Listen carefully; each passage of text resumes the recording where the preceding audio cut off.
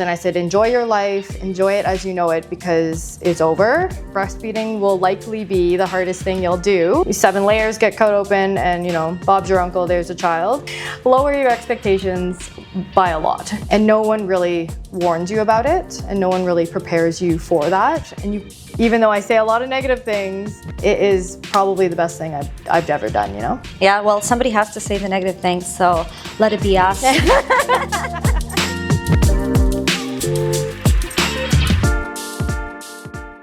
Welcome to It Mom, a podcast where it is all about you. And I'm your host, Paulina Perry, and today I have my lovely friend Jacqueline with me, a mother of 2, who's going to share her motherhood journey with you, and I'm excited for you to hear it.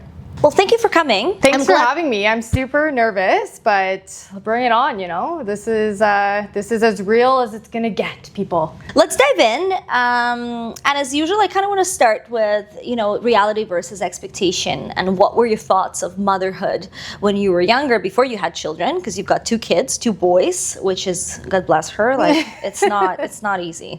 Every mom that has boys, I have a boy, but I have a girl and a boy. She's got 2 boys, so that's a lot. You're busy. But tell me about the time before you had your boys and how you envisioned motherhood and why you had that certain kind of picture of motherhood. It's funny because growing up, I always thought I was going to be a mother. Like, I'm very motherly characteristic-wise, personality-wise, very type A. I need to know what's happening. And so growing up, my sister, my mother, friends, they would always say, oh, you're going to be such a great mom. And so I always knew that deep down. I knew it was going to be hard. I knew there were going to be, hardships of, feeding and lack of sleep. But I truly thought I was put on this earth to be a mother. And so, my colleagues would bring their kids into work and I would be kind of the unofficial babysitter of the group, probably because I was very close to the height in the kids, but I knew how to play with kids, I knew how to interact with them, and it was just easy. And so, fast forward to 2021 when I became a mother for the first time, and I didn't think it was going to be that hard. I knew it was going to be hard. I'm not naive. I knew there were going to be ups and downs, but it hit me like a ton of bricks. And, I thank my mother and father every day now that, it's so hard. It's so hard to be a mom, and especially in today's day and age. So my expectations were, I knew I was going to be a mother. I knew I would probably be decent at it, but I didn't realize how hard it was going to be and how much I would lose myself in that process. Mm-hmm. So tell me more about what did you find particularly hard transitioning from your old self to the new self? So I always tell people I'm very blunt with the way I speak to pregnant people that want to be parents, and I say your life that as you know it is over. Once you have kids. And I think it's more of a, it's more of a priority thing, right? Your expectations, your priorities change as soon as you have kids. And so for me, I knew I wanted to be a mother, but realistically, I just didn't know how that was going to play out. And so I tell every pregnant person, I said, enjoy your life, enjoy it as you know it because it's over. And I always enjoy people that say that they're going to fit their kid into their life and they're gonna go out and you still can, but the life I knew was over. So did it surprise you, or were you kind of prepared to? It shocked me. 0 to 1 kids, 1 to 2 not so bad because you already kind of know what you're dealing with. 0 to 1 was a real shock for me. I just didn't know who to be, I was a mother. My old life was kind of over. It was during COVID too, so I think that played a big role in the way I went into it. Mm-hmm.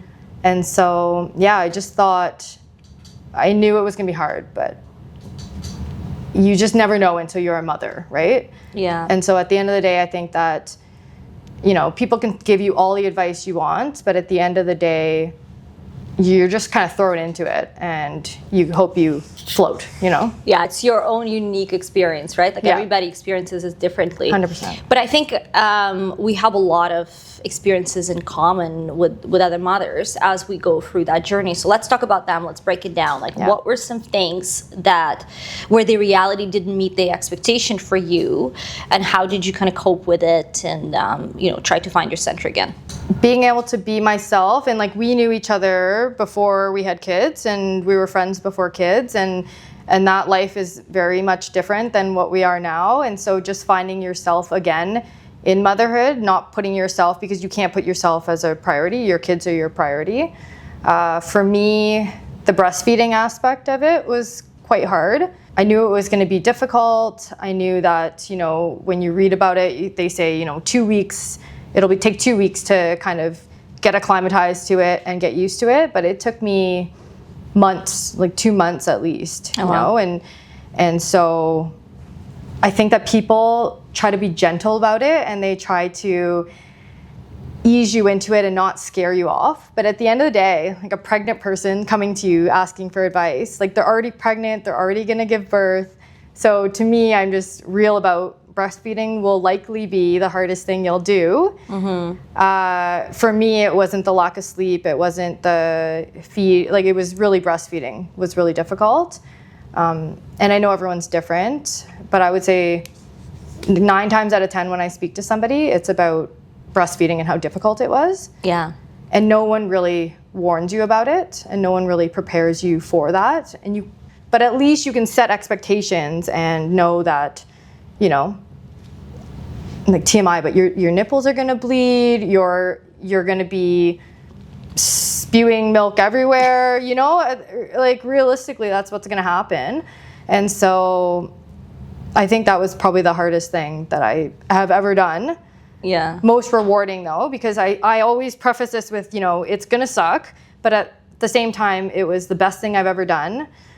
I think it's great for the baby as well, if you can. And it was so easy. I could just go out afterwards and be able to not bring bottles and not wash bottles. So for me, I would always say it was the hardest thing I ever did, but it was most rewarding and the best thing. Yeah.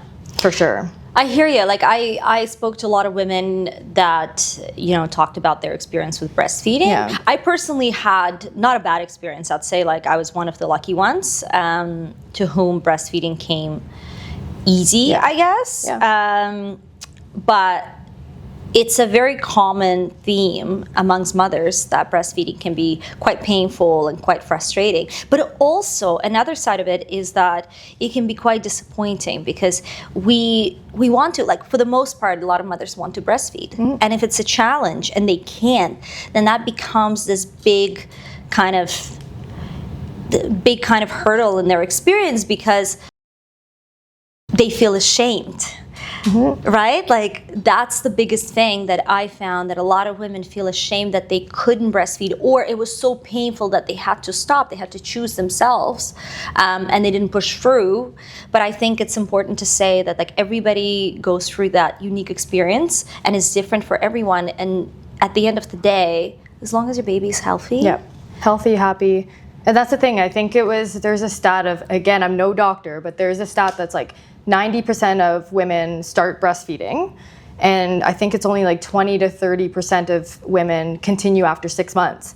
Mm-hmm. And some people go 4 years or whatever it is, but a lot of people, they get so discouraged by it's not working, I'm not producing enough, and so they stop. And so I think it's only 20 to 30% of people exclusively breastfeed after 6 months. And to me, I find that shocking. Mm-hmm. I always grew up with knowing that that's all I knew. My mother, breastfed us, and that's just the way it was, I guess, back then. And now it's just, fed is best, and that's 100% the way I feel.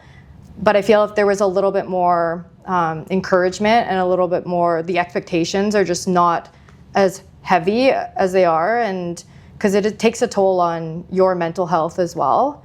Yeah. While you're going through the lack of sleep and all the other, trials and tribulations of having a newborn. I think that more people have to speak about it, and more people have to encourage rather than, just say, oh, your baby's not being fed enough, your baby's not gaining weight enough, move on to formula. Yeah. And I think formula is great. We did formula as well at the beginning because I wasn't producing. I had a C-section both times. And so my milk came in a little bit later. There was so much pressure on me to be able to produce that it got to me.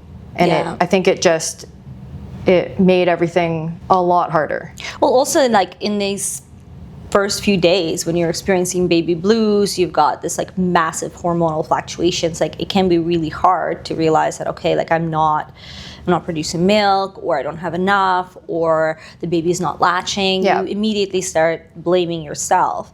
I mean, even though like I had a positive experience with breastfeeding in terms of like latching, and at the beginning, I actually breastfed both of my kids for 6 months only, and then I had to quit.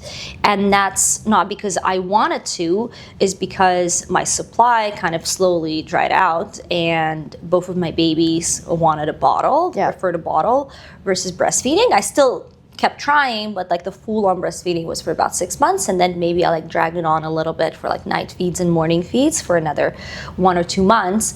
But another thing that like nobody talks about, we compare ourselves to like our mothers and previous generations. We live in a very stressful world. Like there's so many stressors. Like with my boy Sammy, we were moving to Toronto, and I was packing boxes. I was arranging for daycare. Like I was doing so many things at the same time, and then we flew here, and I just lost my milk because I was too stressed. And sometimes you can't control it. So it's important that healthcare providers tell you. Were you told that your milk is going to come in later if you have a C-section? Did they explain that to you? It's funny because I had a midwife the first time around and an OB the second time. It was a scheduled C-section the second time. My midwife the first time, amazing experience. I would recommend it to anybody. It was during COVID, so I guess it was a little bit different. I didn't have as many in-person appointments, but she would always just say, Jacqueline, you're just so healthy. You had an easy pregnancy for the most part.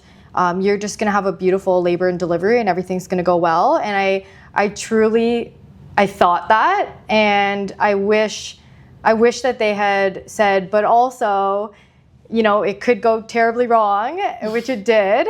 And I wish that someone would have just said, try to read up on it as much as you can. Try to manifest a beautiful labor and delivery. At the end of the day, the kid is going to come how they want to. And so I feel like if I had been a little bit more, I think they were tiptoeing around it, and they were very gentle with me. And I wish that they had just said, listen, could happen. Look up, what happens during the procedure, after the procedure. Your milk might not come in, type of thing. I wish that they had given me that advice, to be honest. But, at the end of the day, I would recommend both experiences. They're a bit different. I always think with everything, knowledge is power. Like the more you can read about, the more you can learn about, the better in any situation. And I wish I just had a little less confidence, I guess it was, with the labor and then postpartum. Yeah. It's hard, and no one really talks tells about that you one. Yeah. Everybody talks about labor. But I think the rule of thumb is, hope for the best, prepare for the worst. Absolutely. And that really equips you for the experience, because then if things go well, you're like, wow, I'm lucky, everything is great. If things go sour in certain areas, you're like, well, that's okay. That could happen. I knew that it could happen. And then there's no disappointment, because I think the disappointment is the thing that crushes a lot of women in these first weeks postpartum, because you kind of don't, the reality and expectation don't match. And typically most of our disappointment is triggered by the reality and expectations not matching. So if you understand what could happen, even though you are manifesting the best case scenario, it'd be very helpful. I hear that from a few women, and some women have really traumatic experiences, and for them that would have been something that could have prepared them a little bit better. Yeah. But let's talk a little bit about, because you mentioned that you had a C-section, so you had OB, and then you also had a midwife. About those two experiences and how they compare, because a lot of women, if they have a healthy pregnancy, they don't really know which one to go for.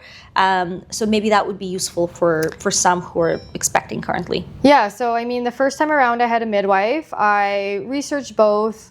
I thought that a midwife was kind of more quote unquote natural. They didn't intervene as much. And so I guess naively, I thought, I could have, I researched hypnobirthing and at-home births and things like that. And so I figured a midwife would kind of give me all of my options better than an OB would. And it was during COVID, so it was different times. So I really enjoyed the midwife experience.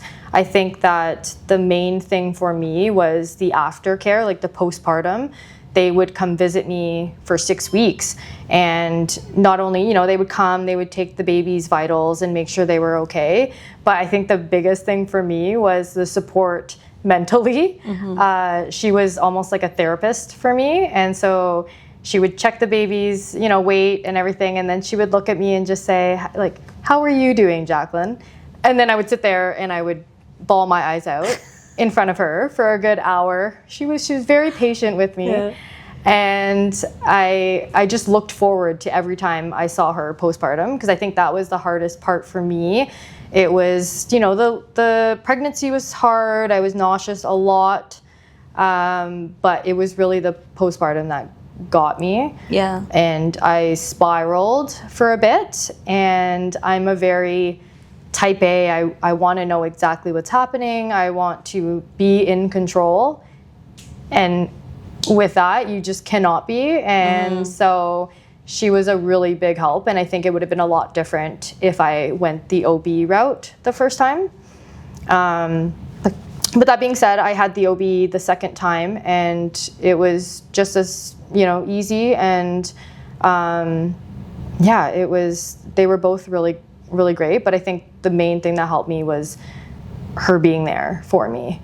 In my own setting. It wasn't in a doctor's office. It was at my house. And I remember one time she asked me how I was doing, and I was bawling my eyes out. And I said, some days I can't even get out of bed. And I feel like a terrible mother. What am I doing?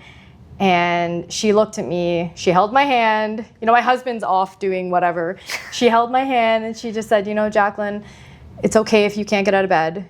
If you cannot get out of bed, as long as your baby is being fed and taken care of, somebody's taking care of them. And I said, but what if I can't get out of bed the next day? She goes, that's totally fine. She said, but by the third day, if you cannot get out of your bed, you should probably call somebody.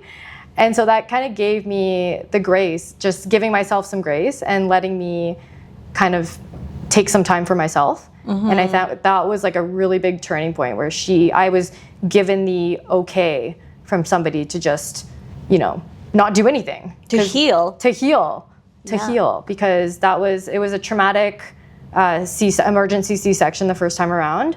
And I didn't really research, the procedure or the aftercare. And so that kind of gave me, I could take a deep breath and refocus on everything. So I felt like, I always recommend a midwife to people. OB was great too, but I really do recommend a midwife. It was really great experience. Yeah. Especially for the first time. I want to talk a little bit more about midwife versus OB. Now, I never had an OB, which is crazy. I had 2 kids, but one midwife delivered both of my kids. And I had a very positive experience too, because she came into our house. She was able to provide support whenever I needed her. One of the biggest differences with being taken care of by an OB versus midwife is that midwife is available 24/7. I don't know if that's what you had. And when you have your first pregnancy, especially like if anything went wrong prior, or like you're just an anxious type, because like I had a miscarriage before my pregnancy with Sophie. So I was anxious and kind of scared that something may happen.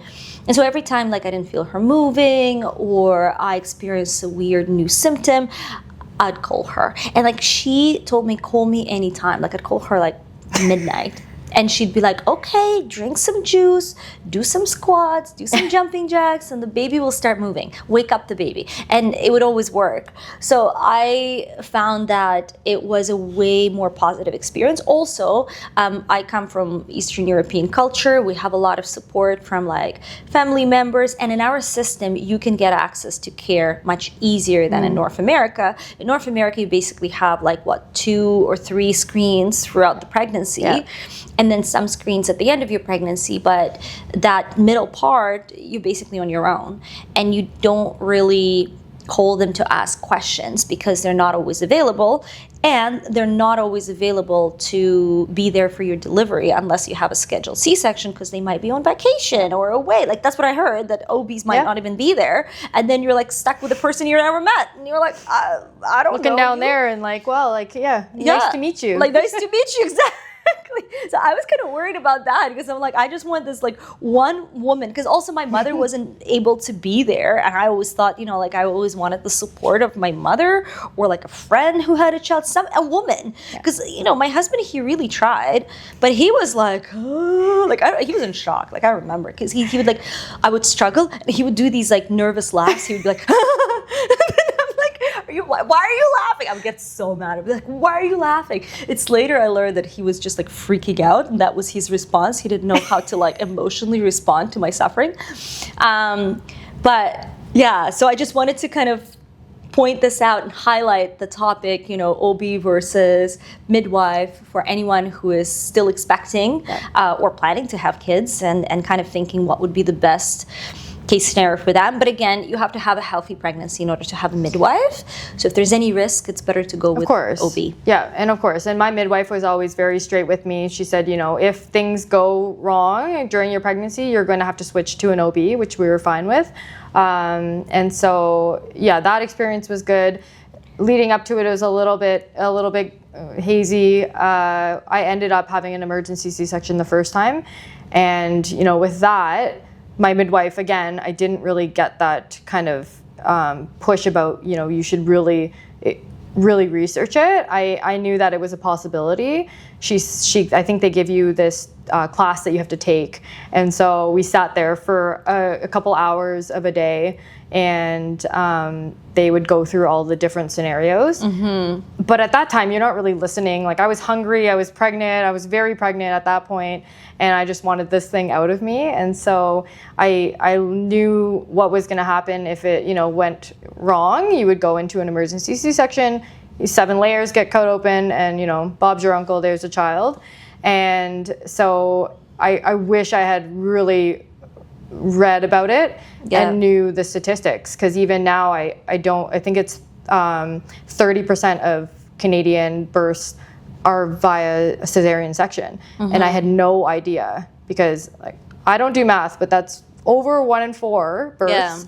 And I'm not a very lucky person, so if I had really looked at the statistics, then I probably would have researched a bit more and knew what was coming, because it went very wrong. And I know that once you have one intervention, it kind of snowballs into others, and that's kind of what happens. So although at the end of the day you get a beautiful baby and they're yours, it's the leading up to it was hard for me. So tell me what happened. Like what led up to emergency C-section? So good old, it was 2021 Thanksgiving weekend. We were just ready to have some turkey, and I started having symptoms of like itchy palms and itchy feet.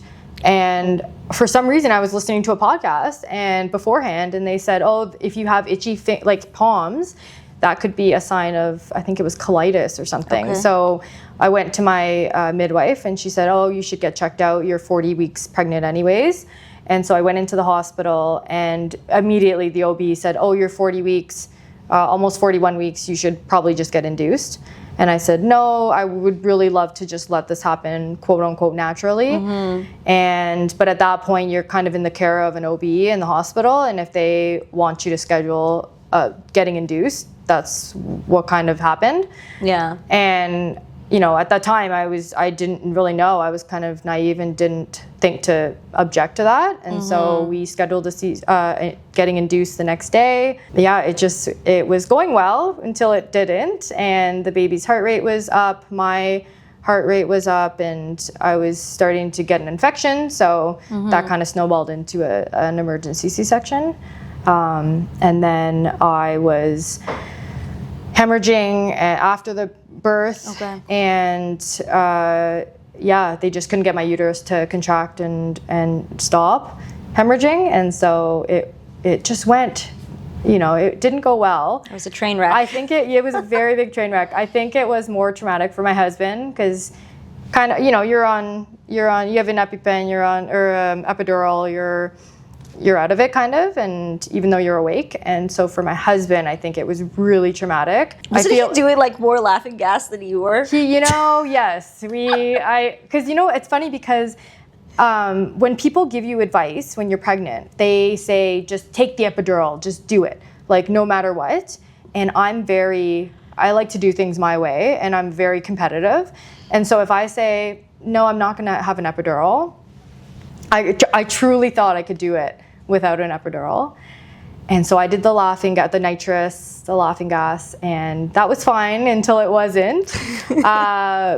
But yeah, it's just funny the way people give you advice about things, and it's not really advice, it's more telling you how to live your life and how to live your labor and delivery. Yeah.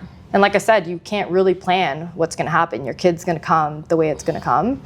And so I try to approach people that are pregnant. If they want advice, I will give them my experience and my kind of journey and let them know, it could go south really quick, and just to be prepared. But don't ever let somebody tell you, what to do. Just know your options. I think that's a big one. Yeah, and like feel your body. It's a very natural experience, at the end of the day. So our body kind of tells us. I also wanted to have a natural birth. My first time, it didn't exactly work out that way, but I did opt in for epidural. It's just too late. And then I regretted it because I was like out of it the whole time. I was just not even there. Yes, and you can't even enjoy it. That's the one thing I wish people told me is take the epidural, because then you can enjoy the moment more so than you would if you're just in pain and trying to get it out. I think I would have appreciated that kind of advice a little bit more. Yeah. Definitely, yeah. It stems from, especially if you go with a midwife, they are more natural. A lot of them, recommend home birth. My midwife recommended home birth for my second. I was like, no, I'm going to the hospital the minute I have contractions, and I'm asking for all the drugs. I'm like, I'm not going for that again. But I think it's important to roll back to the intervention, the thing that you said about like how one intervention leads to another. And when I was preparing for my labor and delivery, I read a lot of literature on, how it works and also how the North American system works. I think North America has a lot more C-sections performed every year than anywhere else in the world. I'm not going to butcher the statistics here, so I'm not going to tell you any numbers to avoid any angry comments under this video or episode. But what I learned is that's because a lot of pregnancies end up being induced. And what that does, it triggers a less natural process. So your body is not ready, right? Like when your body is ready and you already in labor and you're experiencing contractions, so your uterus, your body will first has hormones that can numb the pain. So you're kind of like high on your hormones. Because I remember I was like in pain, having contractions, but I was like, la-dee-da-da-da-da, I'm a flower, like, what? Like, seriously. Not until it got progressively worse, and then I was out of it. But at the beginning, like, your body knows what to do.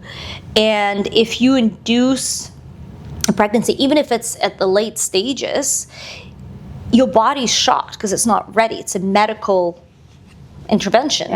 And so what ends up happening, the baby's not ready. So the baby's heart rate starts going up, baby's in distress, mother is in distress because you don't have all the kind of natural pain relief through the hormones, oxytocin. So it ends up snowballing into a lot of emergency C-sections, specifically because like induction, typically most of inductions end up in emergency C-section. That's what I read. So I think that's important to put out there. But again, in some cases, women need to be induced, but I carried my baby until 41 weeks. And thank God I was under midwife's care, because she kept telling me, you're okay. Yes, I had a massive belly. Like I was like a ship, like a rocket ship. I was ready to just launch. I remember a neighbor came up to me. I was like outside of my building, and a guy just randomly, he's like, can I touch your belly? He's like, if I touch it, would it like just blast? I'm like, no, this is gonna be fine. Because it was like so big. Point, yeah. But the midwife tries to kind of lean towards the natural way, and like, you're gonna be fine, just go for a walk, like do your steps, like don't worry about it. Because at 40 weeks I really wanted for the baby to be out. Like I was like, I'm ready.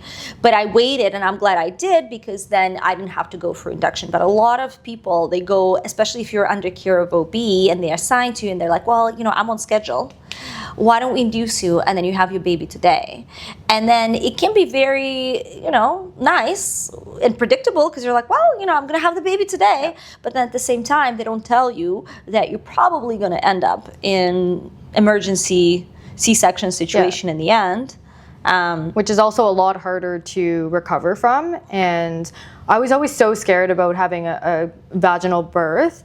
But I knew at the end of the day, I wasn't gonna have a C-section. I just knew that I was gonna have a beautiful labor and delivery. And so when I did not, I thought, okay, a C-section, like I didn't go through all the hardship of having a vaginal birth. And so I thought a C-section, I should just be able to bounce back. They sew you up, you're out of the hospital, you stay a little bit longer. But I thought I should be able to bounce back from this. And in my previous life, I call it my previous life because that's what it was. In my previous life without kids, I'm always just one to get right back up and do everything. And so when I was down and out in the hospital for, a week or whatever it was, and then I came home, and you can't do things. You can't pick up your child. You can't move around. Mm-hmm. And so for me, that was the hardest part of realizing and giving myself a little bit of grace and understanding that your body went through a very traumatic surgery, and it's going to take a lot of time to heal. Yeah. And also at the same time, I also kind of waited too long to kind of introduce, not exercise, but just breathing techniques. Like physiotherapy, wrapping, and things like that. I really didn't have any idea. And my midwife basically just said, take time to rest and don't do anything. Mm-hmm. And I wish I had learned a bit more and educated myself a little bit more ahead of time to know that, you can start gradually doing things, not necessarily lifting heavy weights, but breathing exercises, contracting and things like that. Yeah. You can do that as early as, a couple weeks, and you don't have to wait a certain amount of time. Yeah. And so I think that really set me back a lot in my, postpartum journey, I guess. That's really good advice, because I think that's the part that not a lot of medical professionals or even mothers out there talk about, the postpartum. We tend to prepare ourselves a lot more for labor and delivery, but even if that goes very well, then you have this whole other journey ahead of you, and that's breastfeeding, the baby blues. A lot of times it's postpartum depression or anxiety or whatever else, and those are quite serious and challenging.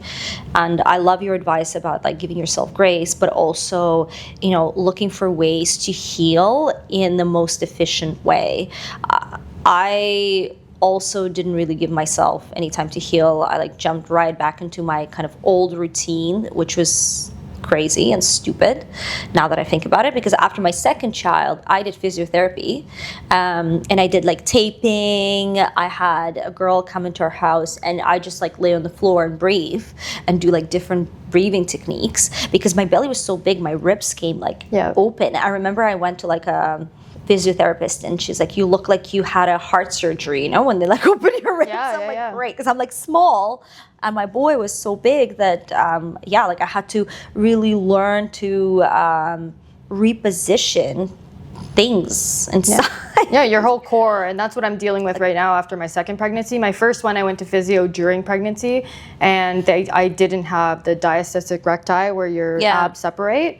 But the second time with the OB, I didn't do the physio, and so now I'm dealing with that right now. The mommy pouch, the coning of your abs. I'm, going to the gym and working out, but nothing's working on my stomach. And the reason that is because I have a separation of the abs. Yeah. And so that's probably the hardest part in my process of after the second pregnancy recovery. I'm still recovering from it. And so sometimes it looks like I'm pregnant again. But, I'm definitely not, because that's it. We're done. 2 boys is enough. Yeah, that's it. But yeah, it takes a toll on your body, and no one really kind of prepares you for that. I think you can do a lot of research about it and, listen to a lot of podcasts and watch Instagram. But at the same time, just having people, talk about it is huge. Yeah. And I wish more people would be just open about how hard postpartum is, because I believe I had postpartum anxiety. Being in bed for days, I didn't want to do anything. You love this baby, but you don't really feel the love. I don't know. Like for me, as people ask me, oh, you love your child so much, you would jump in front of a bus for them? And I was like, I just met this little thing. That's cute, but yeah, I didn't have that connection. Maybe that was a C-section as well, where I didn't feel that initial connection to them. But I think it took me a while to process everything and to really truly, obviously now I would stand in front of a bus for them. But I think that most people don't talk about the anxieties that people have afterwards. Yeah. And it's months, and it's, sometimes it's years. Years, yeah. Thank you for bringing that point, because I think it's a common misconception that you instantly bond with your baby. And from my experience talking to other women, that's actually not the case for a lot of us. And specifically, not only for women, which, we can dive a little bit more into depending on how you feel after and in what state you are mentally, but also I want to talk a little bit more about men and how they're not instantly bonded with a baby and how long it takes, because I thought, well, if I am instantly bonded with a baby, my husband will instantly bond with a baby. So in my case, I felt a lot of tenderness and love for my kids, and I think, all in all, it was a positive experience in terms of bonding. But we had a challenge with, I had a challenge with my husband, not really bonding right off the bat. And I had that expectation, even though I was so overly prepared. I read everything out there on this stuff. But again, somehow, I didn't know that men take time, and the more they invest, what they say is the more men invest financially and time-wise, the more they love someone. So the same for women. So girls, just make sure they invest because they're gonna love you more. No, but it's true though, because you're carrying this baby. I was going to say this thing. You're carrying this baby for 9 months, almost 10 months, and you're bonding every day. You're feeling them move. They can touch your belly and feel it move, but it's just not the same connection. And I feel like if I don't even feel it when the baby comes out, how is the man ever supposed to, just be given this thing that cries and it needs food every 3 hours and you're not sleeping? And so I definitely think that men, after the traumatic, sometimes traumatic labor and deliveries, they're expected to just go into fatherhood and parenthood is kind of unrealistic. And so I remember at some points I could not handle myself. I couldn't handle the baby. I sat on the stairs crying and I said, Adam, please take this thing from me. I can't do it anymore. And so for them, with the lack of sleep, my husband is like a zombie when he wakes up in the middle of the night. So bless his heart. But it must be very difficult for men to just be thrown into this. And I think that's why a lot of times they say that the baby looks more like the man, because they want them to feel like they're connected somehow. It's their child. It's their child, like really it's yours.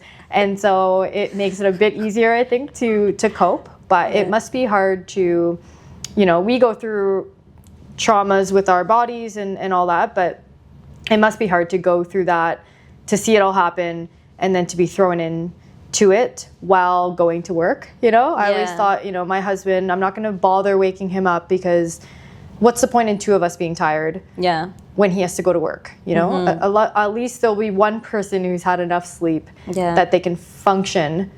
And, bless their hearts, they cook the meals, they clean the house, they try to clean the house as best they can those first couple weeks of going through it. Because, my husband, and now, they have a very strong bond, obviously. And I think it sometimes helps with being on paternity leave as well. My husband took almost 11 months with my second child. So for him, it was a very big bonding experience, I think. And I think that's why the second one is so close with him.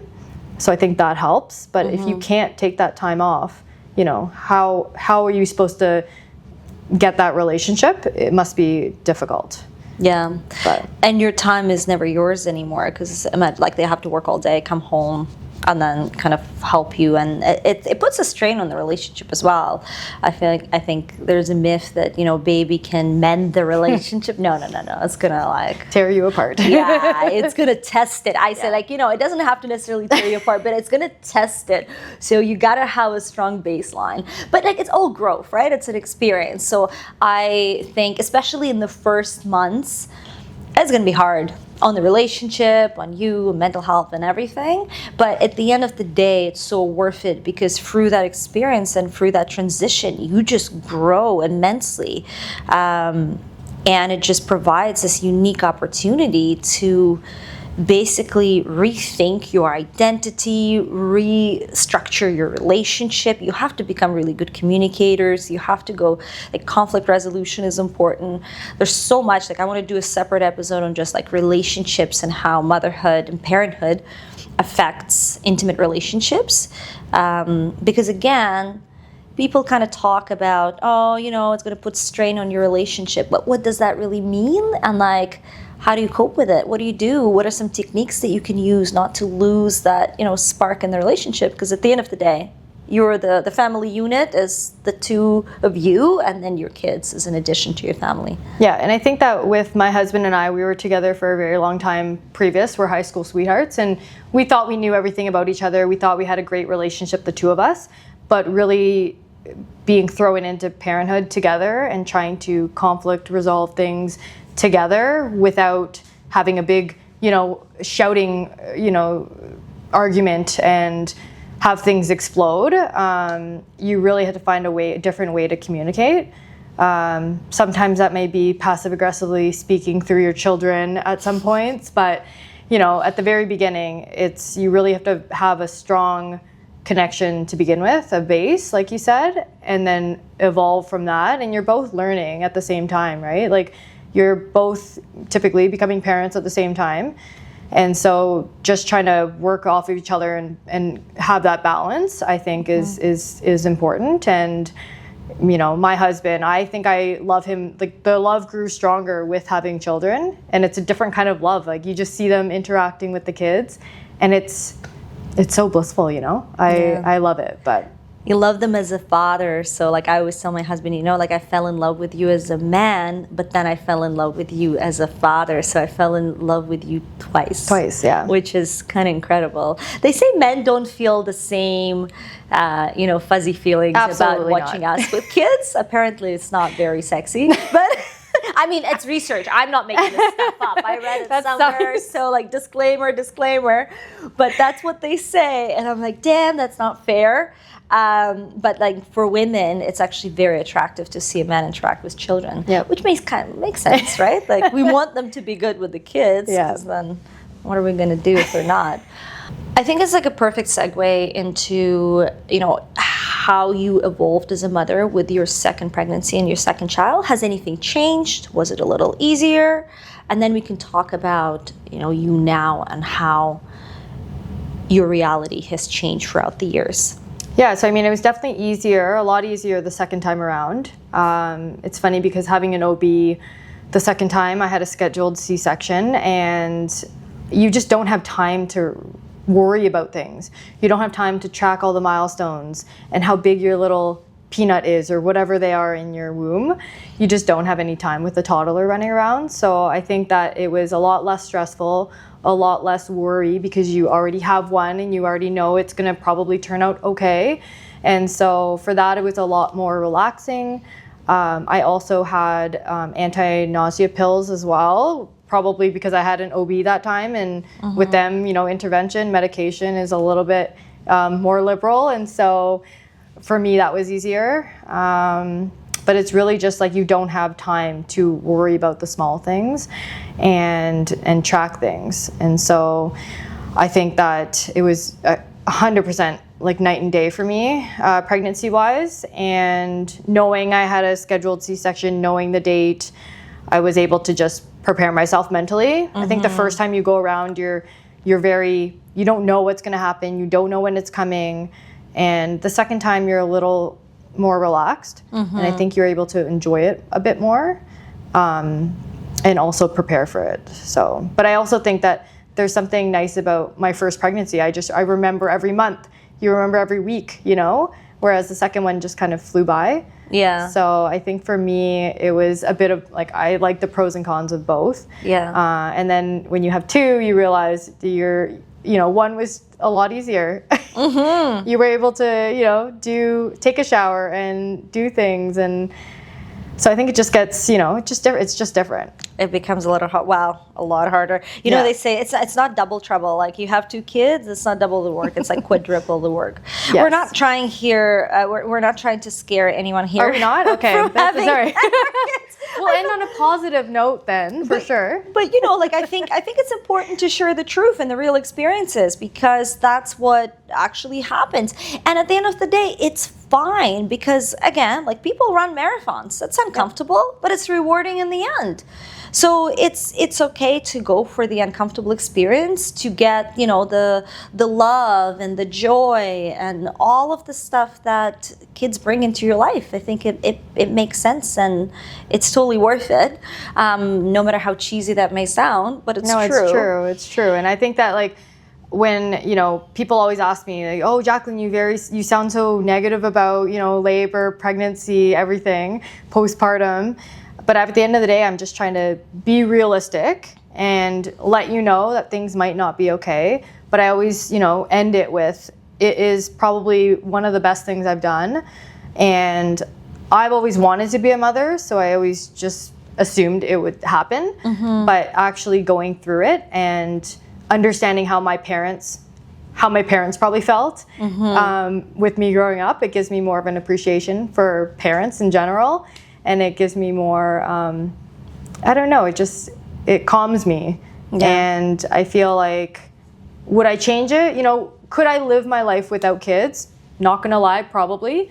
But would I want to, after I've had all the experiences and you really get to know you get to watch these little things grow up. I probably wouldn't change it for the world, but, and that's why I always, even though I say a lot of negative things, it is probably the best thing I've ever done, Yeah, that's totally worth it. Yeah, well, somebody has to say the negative things, so let it be us. 0 views, 0 likes. Unlike. Okay, well, then I kind of want to wrap it up with the question that I like to ask all of my guests, and it's, if you could give advice to your previous self, as you call it, on kind of what to expect and what to be prepared for, what would that be in terms of motherhood? I mean, I always go back to truly giving yourself grace and knowing that it'll be okay at the end of the day. And I think that I'm a very, like I said, type A person. I like to know exactly what's going to happen. I want to be in control. And I think with parenthood, you're never fully in control. And so looking back to my younger self, I would say I'm glad I enjoyed the days I did without kids, and just to really take your time and actually allow yourself to give yourself grace, because at the end of the day, your mental health, your well-being is way more important than, you know, having all the things and doing all the Instagram posts with the birthdays and all that other stuff. I just missed my second child, like my child's second birthday. I didn't post about it. I didn't really do anything for it. But at the end of the day, it's not about that. And I'm giving them as much love and as much, you know, attention as I would want to give them. And I think that that's going to make them better people in the long run. Yeah. Rather than caring about what other people think and expect for you. And I would also just say to like lower your expectations. Lower your expectations by a lot, you know? It's a journey, it's an experience, not always great, but there are ups and downs, and yeah. Yeah, no, that's good. I think that sounds about right. Right? It's really hard to explain too. You know, I always thought the phrase like, "Oh, it's totally worth it. It's the hardest thing I've ever done." I'm like, it's so cheesy. Everybody says that, and that's the only thing you kind of want to say, because it's exactly that. It's super hard, and yet it's worth it. And you're like, I don't know. And what you said about, you know, would I be able to live without my kids? Probably. Yes, I probably have a very adventurous life. But then would I want to? Probably not. Most probably not. Like, I wouldn't want to. So yeah, I think it's true. And I really appreciate you sharing your story and kind of giving a different perspective and being real about, you know, how you felt and what happened to you, because it's important for other women to hear that. It's important for other women to have a different perspective rather than, you know, just see those perfect families, perfect experiences. And I hope that people that listen or watch this episode would be able to relate to it and maybe derive some advice from it. Yeah, I think if we summarize everything that we spoke about is you got to manage your expectations. You got to do as much research as you can. I think that's very helpful. And thankfully, you know, these days, there's so much information out there. Too much almost sometimes. Yeah, like you can watch actual videos of like labor and delivery, because some bloggers choose to post that. And I'm actually very grateful, because it gives you a very good understanding of how it actually happens. So it kind of prepares you. So getting as much information as you can about not just the labor and delivery and pregnancy or parenting, but also about postpartum. Yeah. Treating your body well, giving yourself grace and giving yourself time to heal, doing physiotherapy and, you know, some stuff to really like heal your body inside, not just like outside. I think that's important too, because a lot of changes happen inside of our bodies, and we need to heal inside first before we start working on the outside. And yeah, just hope for the best and prepare for the worst. Amen. That's amen. You know, if we had a glass here, we would cheers. We would cheers. All right. Well, thank you so much for coming and sharing your thanks story. for having me. I loved it, and I hope that other people will find it useful and inspiring as well. Absolutely. Like, subscribe, everything. Paulina's the best. So yes, follow her. Thank you. With that, I would like to conclude this episode. Thank you so much for tuning in. If you like this video or episode on wherever you're listening to, Apple, Spotify, or Amazon, please like and subscribe. Please join our community on Instagram at @itmomclub, or visit our website for more details about myself and this podcast at itmomclub.com. I look forward to sharing more episodes with you.